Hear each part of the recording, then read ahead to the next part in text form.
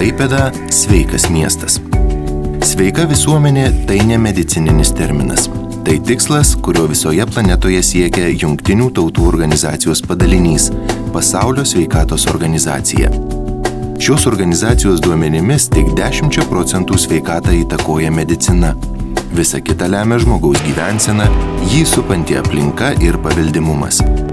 Siekiant, kad kuo daugiau žmonių suvoktų sveikos gyvensenos principus ir kuo daugiau valstybių įsijungtų į visuomenės sveikatos gerinimą, Pasaulio sveikatos organizacija inicijavo sveikų miestų judėjimą.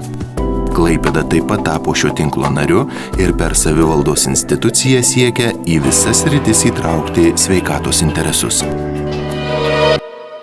Žvelgiant į uostamiestį, akivaizdu, kad Klaipėdos miestas jau daugelį metų ėjo ir eina sveikos gyvensenos keliu. Vienas pagrindinių tikslų, kurių siekia sveikų miestų tinklo nariai, tai tinkamos aplinkos sukūrimas ir planavimas. Šiltuoju metų laiku Baltijos pajūris, kopos ir miškai yra pamėgtos Klaipėdos gyventojų aktyvaus laisvalaikio leidimo vietos. Pasak statistikos, vien į UNESCO saugomą Kuršių nerijos nacionalinį parką dviratininkų srautai per pastaruosius 5 metus išaugo 66%. Dar labiau miestiečių lankomi Melnragės ir Girulių paplūdimiai bei miškai. Čia taip pat nutiesti dviračių takai, o vaizdingi pasivaikščiojimo maršrutai traukia klaipėdiečius bei aktyvių pramogų mėgėjus visais metų laikais.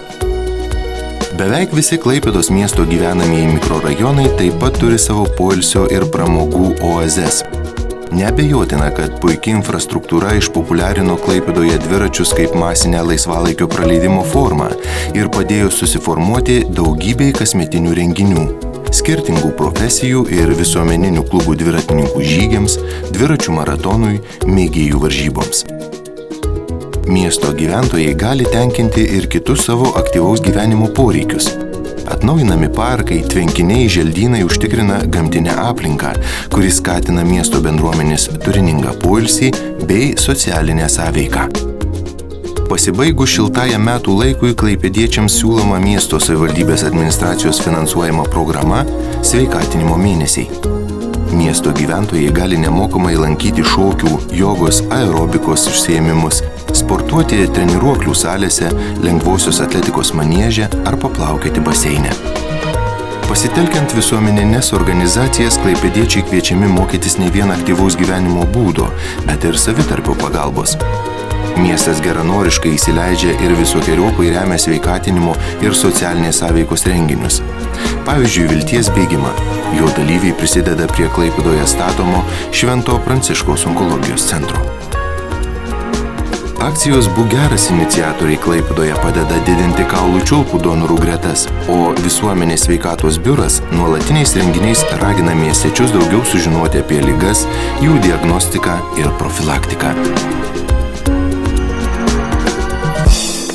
Apie 1/5 visuomenės sveikatos rodiklių lemia aplinkos veiksniai. Ar Klaipėdoje švarus oras, tyras vandens telkinių vanduo, neužterštas dirvožemis, stebima atliekant nuolatinius aplinkos monitoringo tyrimus. Paaiškėjus, kad pagrindinis Klaipėdos oro teršėjas yra transportas, problema sprendžiama pertvarkant viešojo transporto sistemą.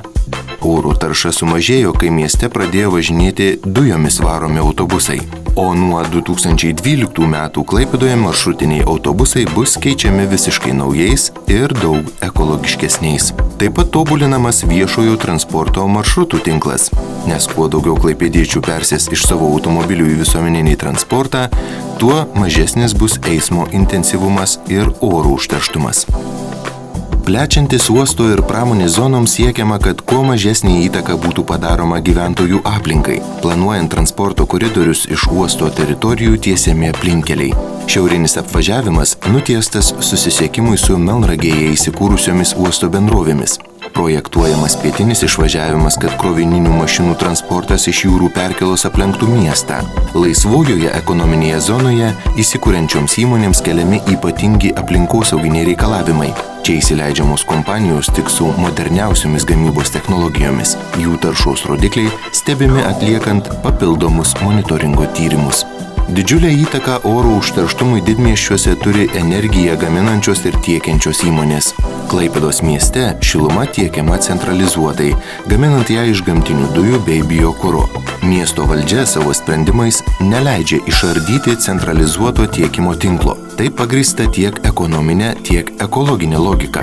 Prie centralizuoto šildymo jungiantis naujiems daugiabučiams namams bei komerciniams objektams oro tarša yra minimali ir kontroliuojama. Kiek daugiau nei prieš 10-metį vasarą klaipėdiečiams buvo nerekomenduojama maudytis Baltijos jūroje. To priežastis – iki infekcijų ribos užterštas jūros vanduo.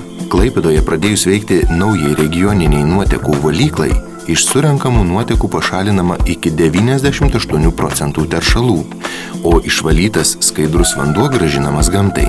Vandentvarkos ūkį prižiūrinti bendrovė Klaipėdos vanduo sparčiai tiesia naujus vandentiekio ir nuotekų tinklus. Lengvatinėmis sąlygomis prijungia naujus vartotojus. Ekologijos aspektu tai labai svarbus procesas. Centralizuotas vandens tiekimas ir preciziškas nuotekų išvalymas mažina susirgimų riziką ir aplinkos taršą. Sveika miesto bendruomenės aplinka matuojama ne tik oro, vandens ar triukšmo rodikliais.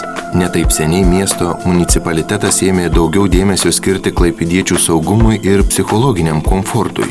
Tvarkomos gatvės, kiemai, želdynai gerina visų miestiečių gyvenimo kokybę. O stiprinant saugumą, viena pirmųjų priemonių tapo viešųjų erdvių stebėjimas į šį procesą įtraukiant neįgaliuosius miesto bendruomenės narius. Klaipėdos mieste teikiamos visų 3 lygių asmens sveikatos priežiūros paslaugos. Nuo pirminės priežiūros pas šeimos gydytojus iki aukščiausio lygio profesionalių medicinos paslaugų miesto ligoninėse. Visuomenės sveikatos priežiūrą vykdo Klaipėdos miesto visuomenės sveikatos biuras. Ši įstaiga yra jungiamoji grandis tarp sveikatos priežiūros įstaigų, visuomeninių organizacijų ir miesto bendruomenės. Klaipėdos universitete įsteigtas sveikatos mokslų fakultetas, kuriame ruošiami sveikatos priežiūros specialistai. Jie taip pat yra svarbus sveiko miesto bendruomenės kūrėjai. Kartu su miesto universitetu ir kolegijomis didėjanti akademinė bendruomenė savaime yra pozityvus reiškinys, nes pasaulio patirtis vienareikšmiška. Kuo labiau išprususi visuomenė, tuo ji sveikesnė. Ar Klaipėda sveikas miestas? Tai retorinis klausimas. Kaip teigia Pasaulio sveikatos organizacija, sveikata tai ne šiaip ligos ar negalios nebuvimas. Sveikata tai visiška fizinė, psichikos ir socialinė gerovė. Todėl kiekvienas žmogus turėtų būti savo asmeninės sveikatos ir tuo pačiu sveiko miesto kūrėjų. O žvelgiant į Klaipėdos ateitį, sveiko miesto prioritetai įtraukti į visas miesto veiklos strategijas. Miestas vystosi, planuoja ir kviečia visus gyventi sveikai. Gyventi sveikame mieste, Klaipėdoje.